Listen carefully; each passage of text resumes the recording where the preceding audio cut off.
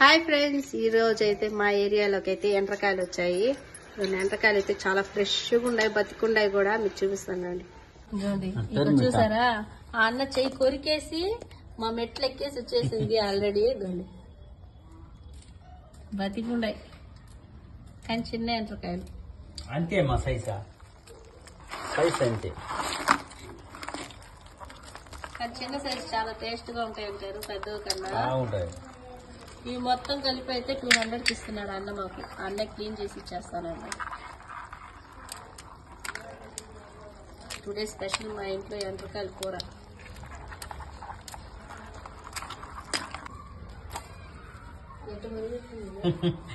బట్టి చేయమ్మా. అసలు నీకు బట్టి చేసినా అసలు నీకు బట్టి చేస్తారా? చూడు అన్ని నెట్ట పడుతుంది. చూడు చూడు చూడు ఎట్టు పడతా చూడు.